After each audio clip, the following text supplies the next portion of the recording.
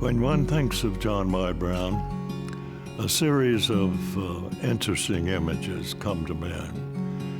It's things that would lead to a book to be written, a movie possibly to be made.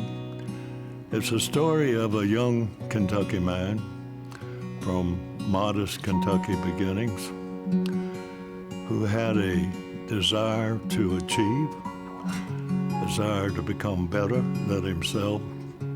Making a difference was important to him.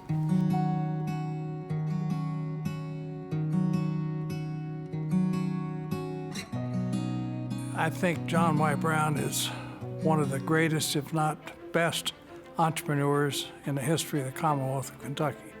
I don't know of anybody who had a greater vision, which is the key to entrepreneurship, than he did once he met Colonel Sanders and decided to make Colonel Sanders Kentucky Fried Chicken a national and international brand.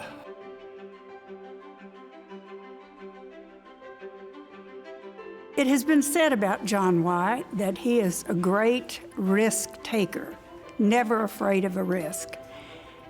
Tonight is real proof that that is true. He has invited me, his ex-wife, as his guest at a dinner to honor him and given me a microphone to say whatever I choose to this crowd of people. A lot of people would think that's a risk. He has a great imagination and he's a great thinker with great ideas. I mean, who thinks of putting fried chicken in a bucket, selling it out a window, and you take it home and eat it? Rescue a professional basketball team by making an all-woman board of directors and telling your wife she can manage this.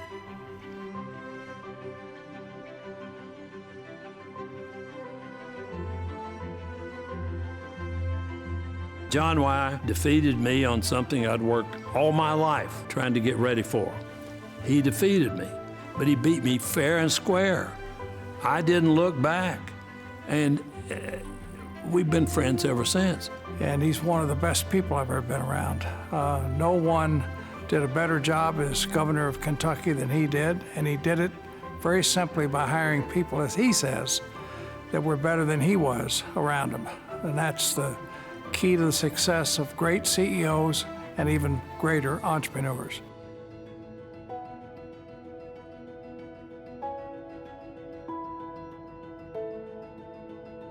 I don't know how John is here today other than through the grace of God and the American Heart Association. The ability that John had to get through a serious heart issue when he was governor, almost died. Life was saved by technology. The surgery was so hard for him. A lot of after effects, and it was a very scary time. After he had recovered, I went to see him and I asked him, "Do you feel fragile now after all that frightening time of being so ill?" And he was like, "No, I feel like I have a second life and I'm ready to go." John Y. Brown is one of my very best friends and has been for years and years and years. He comes over to my house 3 or 4 times a week, eats all my ice cream, and if I'm privileged enough to have some sweet lady bring me a cherry pie or an apple pie, he not only will eat 1 piece, he will eat 2 pieces. And then he will ask for an extra dip of ice cream. And I said, "John, why, you're no longer the governor."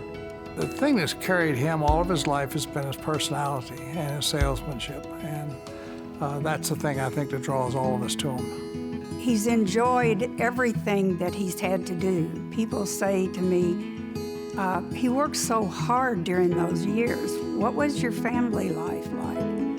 We have 3 amazing children who are obviously all adults now, and they have given us 9 amazing grandchildren. Recently, I had a major birthday. He called to say happy birthday, And he said, whoever thought it was going to be so much fun to be this old? And whoever thought we were going to live this long? But beside all of this hoopla about John Y., one of the things that I feel is so important about him, John Y.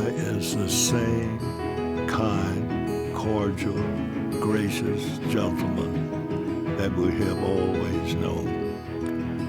So tonight, I hope you will join with us in honoring and congratulating him on being the Kentucky Heart Association's Man of the Year. But for all of the rest of us that are here, he will always be our Man of the Year every year.